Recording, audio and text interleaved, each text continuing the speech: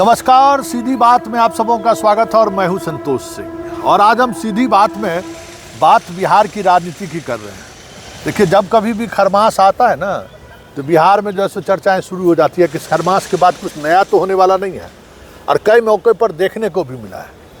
लेकिन इस बार कुछ अलग चीज़ें देखने को मिल रहा है, और वो जिस अंदाज में जदयू दिखाने की कोशिश कर रहा है, ये मिजाज जदयू का कभी नहीं रहा है।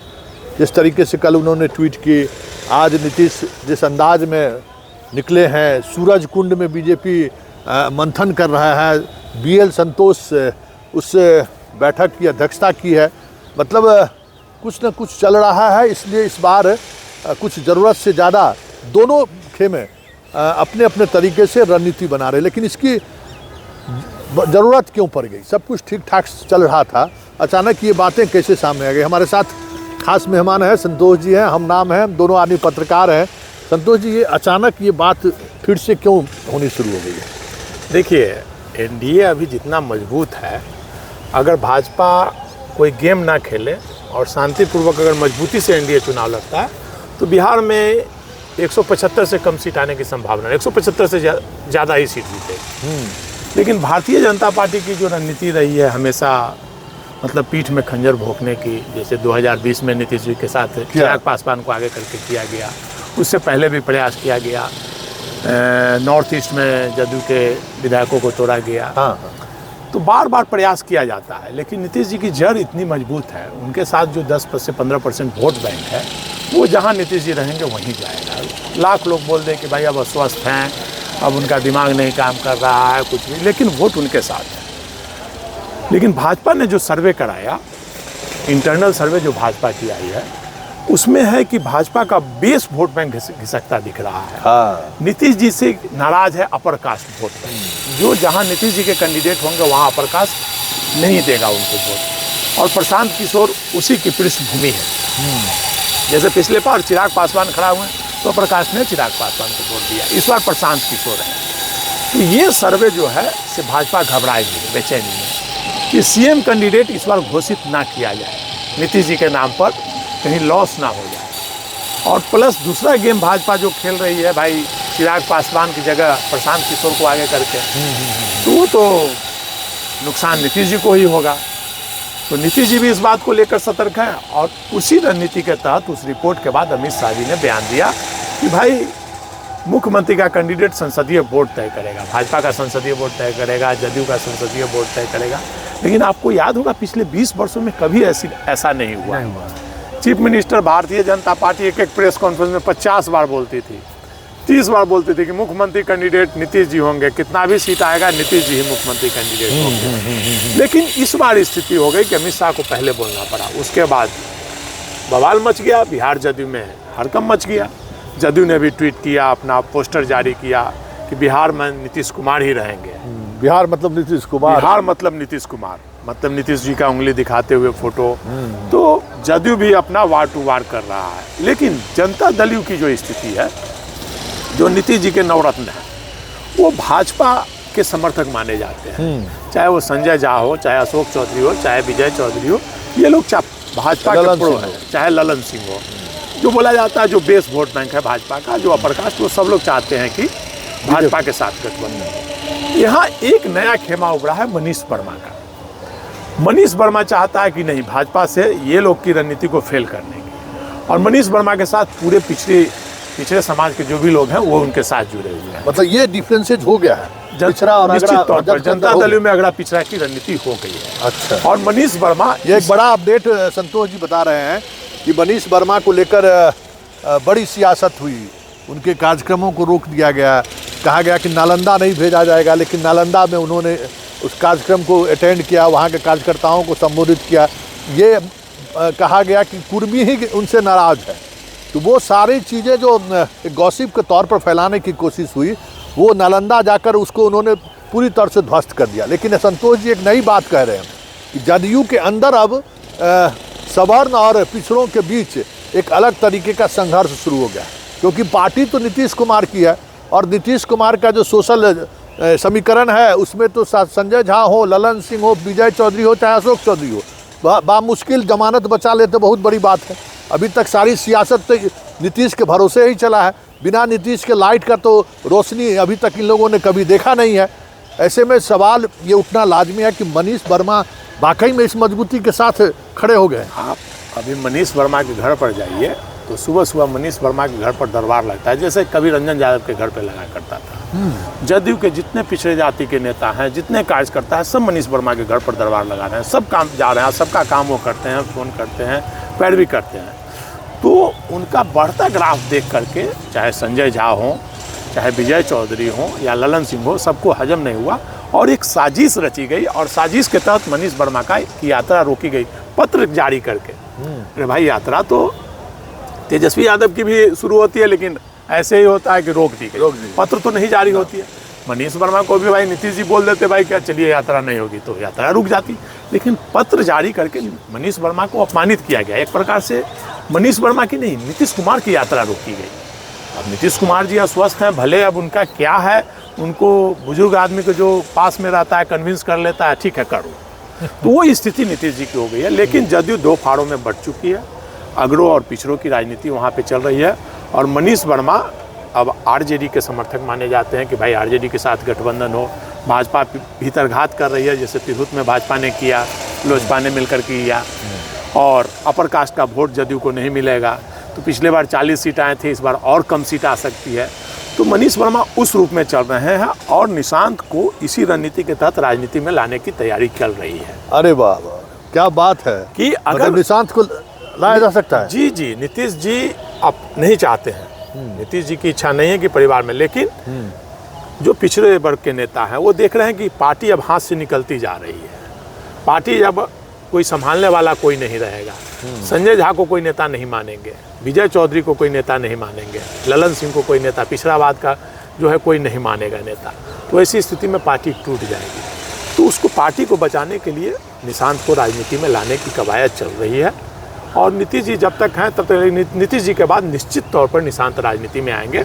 और मनीष वर्मा चाहते हैं कि निशांत को राजनीति में लाया जाए।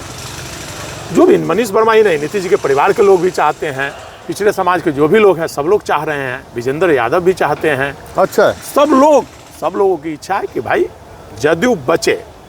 जदयू को चाहे विजेंद्र यादव हो, चाहे मनीष वर्मा तो अधिकारी से आए हैं, लेकिन जो भी समता पार्टी के समय से लोग हैं, सब लोग चाहते हैं कि पार्टी बचे और पार्टी फिर से अगड़ों के हाथ में ना जाए। नीतीश जी ने जो सोशल इंजीनियरिंग कायम की है उसी के तहत राजनीति हो और जदयू मजबूती से चुनाव लड़े। क्या होगा, मान लीजिए जो सिचुएशन देख लीजिए, जो सिचुएशन अभी आपको दिख रहा है, सांसद, क्योंकि कुछ अगर होगा तो कोशिश होगी कि मोदी इनके सांसद को तोड़े, विधायकों को तोड़े।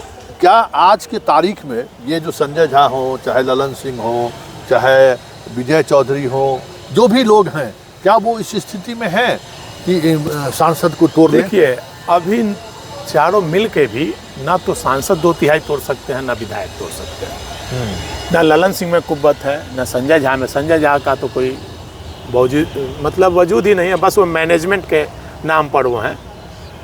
पार्टी कोई भी जो जदयू के 12 सांसद हैं उसमें से मुश्किल से 4 सांसद जा सकते हैं। 8 सांसद नीतीश जी के साथ रहेंगे, नीतीश जी जहाँ रहेंगे वहीं रहेंगे। उसी तरह जो विधायक दल है उसमें मुश्किल से 10 विधायक जा सकते हैं, बाकी जो है वो नीतीश जी जहाँ रहेंगे वहीं। मतलब वहाँ भी अगर गिनती का होगा तो ललन सिंह, देवेश चंद्र ठाकुर, बस वही तो 4 सांसद 5 सांसद, मतलब 2/3 नहीं। लवली आनंद, यही सब हो जाता है। हाँ, बस 2/3 नहीं पूछ सकते हैं। अच्छा, तो ये रणनीति है। मतलब और वहाँ पे लेकिन टूटेगा नहीं। लेकिन नीतीश जी अब एक लाचार मुख्यमंत्री, जो घर में बुजुर्ग जिस प्रकार से लाचार हो जाते हैं, जो बच्चा उनके साथ रहता है जैसे चाहता है करा लेता है, तो नीतीश जी की भी वही स्थिति है। तो वहाँ पे चारों तरफ से जो घेराबंदी है, वहाँ दीपक प्रसाद की घेराबंदी है, ललन सिंह की घेराबंदी है, संजय झा की घेराबंदी है, विजय चौधरी की घेराबंदी है, अशोक चौधरी की घेराबंदी है। तो ये घेराबंदी दिन रात उनको कन्विंस करती है। तो जो वो कन्विंस करती है वही नीतीश जी करेंगे। और फिलहाल मुझे नहीं लगता है कि वो भाजपा से अलग होंगे, क्योंकि उनके साथ जो टीम है वो भाजपा के प्रो है और नौकरशाह भी। हाँ, सबसे बड़ी बात है कि नौकरशाह, उनको डर है सीबीआई का, ईडी का डर है। जितने जिस तरीके से ईडी और सीबीआई का ऑपरेशन चला है, उसके पीछे भी एक बड़ा जो खेल हुआ है ना, उसमें यही खेल है। इनके जितने चहेते जो 2005 से लेकर अभी तक ज़बरदस्त माल कमाए हैं, विदेश में भी रखे हुए हैं, सबका डाटा कहा जा रहा है कि ईडी और सीबीआई ने कलेक्ट करके रख लिया है। और जब अगर नीतीश जी बाएं दाएं करें तो या तो इन लोगों के सहारे उन पर दबाव बनाया जाए कि आप बाएं दाएं मत कीजिए, या नहीं तो फिर एगो दूगों को संजीव हंस टाइप के टपकाते रहना है, नीतीश पर दबाव बनाते रहना। और नीतीश की कमजोरी है आईएएस लोग, क्योंकि उनके सहारे वो सियासत करते रहे हैं। इस बार मतलब दोहरी रणनीति बीजेपी के सामने है। इनके ब्यूरोक्रेट को भी टारगेट रखो और नेताओं को भी टारगेट रखो। ब्यूरोक्रेट तो इतने डरे हुए हैं। देखिए, बिहार में आप किसी से पूछ लीजिए, भ्रष्टाचार चरम पे है। काम हो रहा है, डेवलपमेंट हो रहा है, लेकिन भ्रष्टाचार भी चरम पे है। बगैर पैसा का एक एफआईआर तक नहीं। एक काम कोई कह दे कि भाई मुख्यमंत्री भी पैरवी कर दिया और बगैर पैसा का काम हो जाए तो वो असंभव है। कोई भी, अभी मैं एक उदाहरण आपको कृषि विभाग का देता हूँ। हाई कोर्ट का डिसीजन है, भाई इज्जत बड़ी हो गए, 6 महीना हो गया वो रिटायर करने जा रहे हैं, लेकिन उनकी ज्वाइनिंग नहीं होने दी जा रही। उनके पास पैसा नहीं है तो ऐसे ही है, फिर से वो हाई कोर्ट गए हैं। तो ये कोर्ट का निर्णय भी लोग नहीं मान रहे हैं। पैसा दीजिएगा तो ही निर्णय चलेगा, ये स्थिति हो गई। और नौकरशाह तो भ्रष्टाचार में आकंठ डूबे हुए हैं, तो इसलिए नौकरशाह चाहते हैं कि भाई भाजपा के साथ रहें तो उनकी भी बची रहेगी, कुर्सी बची रहेगी और जेल बेऊर और जाने से बचेंगे। जाने हाँ। एक संजीव हंस उदाहरण दे दिया गया है, नमूना दिखा दिया गया है कि भाई वही हाल होगा। इसी प्रकार जो भ्रष्ट नेता है वो भी नहीं चाहेंगे कि भाजपा का साथ छूटे। जो भ्रष्टाचार में लिप्त हैं वो नहीं चाहेंगे कि भाजपा का साथ छूटे, क्योंकि अगर छूटेंगे तो उन पे भी डोरे डाले जाएंगे। कई नेताओं के यहाँ छापे पड़े हैं कंपनी में, जो जदयू के कई बड़े नेताओं के रिश्तेदारों और कंपनी में छापे मतलब पड़े। इस बार अमित शाह फुल प्रूफ व्यवस्था करके रखे। इसलिए अभी मुझे नहीं लगता है कि भाजपा से हटकर नीतीश जी कहीं जा से जाएंगे, मुझे नहीं लगता है। हाँ, निशांत अगर राजनीति में सक्रिय होते हैं तो बेटा के आगे बाप मजबूर हो जाता है, तो भले कुछ हो सकता है। अच्छा, निशांत इस स्थिति में है क्या, आपको क्या लगता है? हाँ, नहीं, निशांत जी से आप बात कीजिए, बहुत अच्छे हैं और वो मतलब राजनीति में उनकी इंटरेस्ट नहीं है, लेकिन बहुत ही अच्छा बात विचार, सोशल इंजीनियरिंग, सामाजिक सरोकार बहुत अच्छा रखते हैं। शादी विवाह में भी जाते हैं, पारिवारिक गतिविधियों में भी हिस्सा लेते, बहुत शांत स्वभाव के हैं। और राजनीति में आएंगे तो निश्चित तौर पर जिस प्रकार से राजीव गांधी की राजनीति में कोई रुचि नहीं थी, लेकिन आया तो राजीव गांधी बहुत अच्छे प्रधानमंत्री साबित हुए, उसी प्रकार निशांत भी अगर राजनीति में आएंगे तो अच्छा साबित होंगे। उनको कोई लंथन से मतलब नहीं है, शांत स्वभाव के हैं, पूजा पाठ करने वाले हैं, मतलब धार्मिक आस्था है, पारिवारिक पृष्ठभूमि में रहे हैं, तो बहुत ही अच्छा। तो अब देखना है कि जदयू 2 खेमों में बटा हुआ है, पलड़ा तो अभी भाई बीजेपी की तरफ भारी है। अब मनीष वर्मा कहाँ तक उसमें सफल होते हैं, पिछड़ों की गोलबंदी कहाँ तक कर पाते हैं। मनीष वर्मा पर भी तो खाता खोल सकता है लोग, उनका भी तो बहुत कुछ होगा। निश्चित तौर पर पदाधिकारी रहे हैं तो निश्चित तौर पर मनीष वर्मा का भी खाता खुल सकता है, लेकिन मनीष वर्मा अब रिटायर हो चुके हैं, 4 साल तक उन पर रहता है, वो अपना रिटायरमेंट ले चुके हैं। दबाव डाला जा सकता है, लेकिन मनीष वर्मा अभियान चला रहे हैं। मनीष वर्मा का अभियान कंटिन्यू चल रहा है, मनीष वर्मा का अभियान, और उस अभियान में मुझे लगता है कि वो गोलबंदी करते दिख रहे हैं। और उनके घर पर सुबह सुबह दरबार लगने लगा, सुबह शाम दिन रात पैरवी करने के लिए अब मनीष वर्मा के यहाँ ही लोग जा रहे हैं कराने के लिए। स्वाभाविक है, आईएएस हैं और इतने वर्षों तक मुख्यमंत्री के दफ्तर में रहे हैं, महत्वपूर्ण डिपार्टमेंट वो संभालते रहे, पकड़ तो है ही। ब्यूरोक्रेसी पर तो उनका जितना पकड़ है किसी नेता का उतना पकड़ नहीं है। उसका लाभ तो उनके कार्यकर्ताओं को भी मिल रहा होगा और वो उस लाभ को भुना भी लेते होंगे। लेकिन ये जो द्वंद्व है, इस द्वंद्व में पार्टी का क्या होगा, कहाँ जाएगी जदयू? देखिए, जदयू अभी भाजपा के साथ ही रहेगी और नीतीश जी जिधर चाहेंगे उधर ही वोट जाएगा, और नीतीश जी के साथ ही उनका जो 15% वोट है वो नीतीश जी के साथ है। वो संजय वर्मा, मनीष वर्मा कुछ भी कर लें, लेकिन नीतीश जी का जब तक सहमति नहीं होगी वो कुछ नहीं। नीतीश जी तो इसको, नीतीश जी के जानकारी में तो होगा ना कि ये चीज़ें हो रही हैं, क्योंकि मान लीजिए इन तीनों चारों जिनका आप नाम ले रहे हैं, उनके जाने के बाद तो सब फिर वही लोग उनके आसपास रहते होंगे ना। हाँ, निश्चित तौर पर वो तो दबाव में होंगे। तो इसीलिए ना मैं कहता हूँ कि अभी भाजपा से नीतीश जी हटने की स्थिति में नहीं है, लेकिन दबाव में है, दबाव में है निश्चित। लेकिन एक आखिरी सवाल चलते, कल जो जिस तरीके से ट्वीट हुआ, फेसबुक पर आया, ये बहुत ही एग्रेसिव जवाब था। जब अमूमन नीतीश कुमार जवाब नहीं देते हैं, निर्णय लेते हैं, तो ये जवाब देने का क्या मतलब है? मैंने बताया ना, 2 गुट चल रहा है। अच्छा। जो जहाँ पे ये कल जो ट्वीट हुआ हाँ। और कल जो संदेश दिया गया वो मनीष वर्मा का किया हुआ। अच्छा। और बाकी ये नहीं चाहते थे संजय झा। आप देखिए ना, संजय झा के घर गृह प्रवेश हुआ, अमित शाह हैं, बिहार से कौन नेता गए? कोई नहीं। एक श्रवण कुमार गए, जिनके की मनीष वर्मा से नहीं पड़ती, तो वो गए, लेकिन बाकी कोई नेता तो नहीं गए। भाजपा के नेता लोग गए, लेकिन तो भाजपा से नज़दीकियाँ संजय झा की है, ललन सिंह की है, विजय चौधरी जी की भी है, सबकी नज़दीकियाँ उधर ही है। तो स्थिति अभी है कि जहाँ सब लोग दांव चल रहे हैं, सह और मात का खेल चल रहा है जदयू में। सब शतरंज की बिसात अमित शाह ने बिछा दी है और सह मात का खेल चल रहा है। कभी मोहरा संजय झा चलते हैं, कभी विजय चौधरी चलते हैं, कभी ललन सिंह चलते हैं, कभी मनीष वर्मा चलते हैं, उसमें कभी कभी उमेश कुशवाहा भी चल देते हैं। हाँ, आज जो बॉडी लैंग्वेज देखने को मिला है, साथ में उमेश कुशवाहा है जी। और पैरेलल विजय चौधरी पीछे हैं, नीतीश के पैरेलल उमेश कुशवाहा चल रहे हैं। क्या संकेत है ये? मैंने बोला ना कि वहाँ दो भागों में बट गए हैं, मनीष वर्मा, उमेश कुशवाहा, बाकी लोग एक तरफ, संजय झा, बाकी लोग एक तरफ। तो वहाँ अगड़ों पिछड़ों की गोलबंदी हो रही है और आप देखिएगा किसी भी दिन हाथापाई की नौबत आ जाएगी।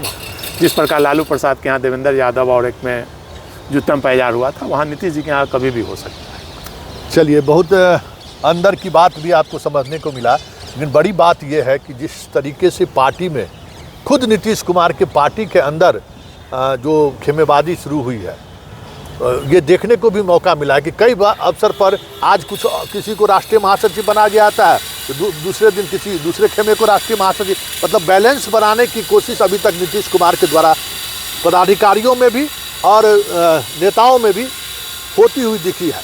क्या अब कल के ट्वीट के बाद आपको लगता है कि अब बैलेंस बनाने वाली कोशिश नहीं होगी, अब आर पार वाली स्थिति होगी?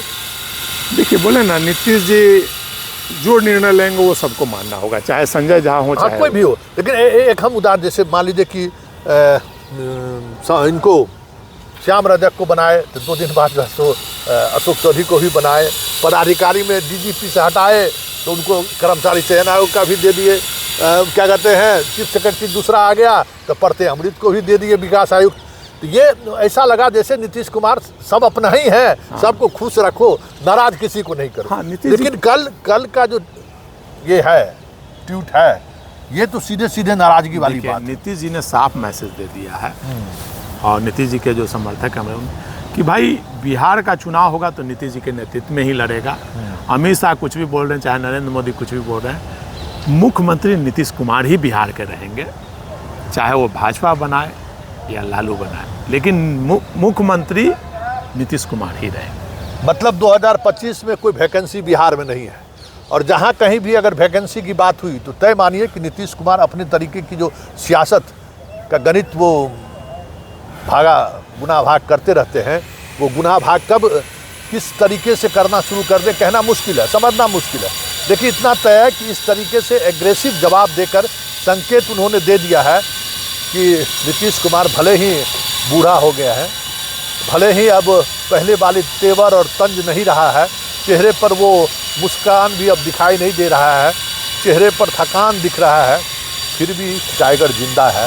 ये संदेश देने की कोशिश वो इस बार भी करते हुए दिख रहे हैं। लेकिन इस बार परिस्थिति अलग है। अमित शाह की घेराबंदी सिर्फ राजनीति की नहीं है, ब्यूरोक्रेसी के सहारे भी बहुत तरीके की घेराबंदी उन्होंने कर रखी है।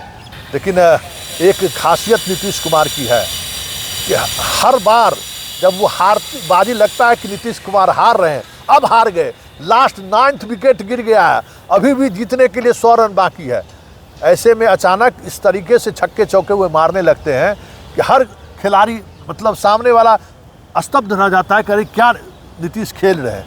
तो अभी यही उम्मीद बिहार के जो लोग, जानने वाले लोग हैं, ये उम्मीद कर बैठे हैं कि भाई नीतीश कुमार में जब तक 10% 20% भी सोचने की ताकत बची हुई है, बहुत मुश्किल है नीतीश को डिगा देना बिहार की राजनीति का। क्या इससे आप सहमत हैं? निश्चित तौर पर नीतीश जी की रणनीति जो रही है, आप देख लीजिए, 96 के बाद से जो उनकी रणनीति रही है, हमेशा उनकी रणनीति सफल रही है।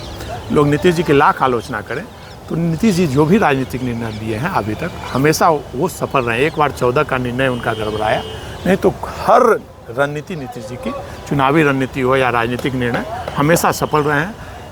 मात्र लोग बोलते हैं कि कुछ नहीं है नीतीश जी के पास, लेकिन मुख्यमंत्री तो 20 वर्षों से लगातार है। हाँ, तो ये तो उनकी रणनीति को मतलब सफल विपक्ष रणनीति माना बदलता जाएगा। रहा लेकिन मुख्यमंत्री कुर्सी पर वही रहे। नीतीश जी की रणनीति तो सफल मानी जाएगी।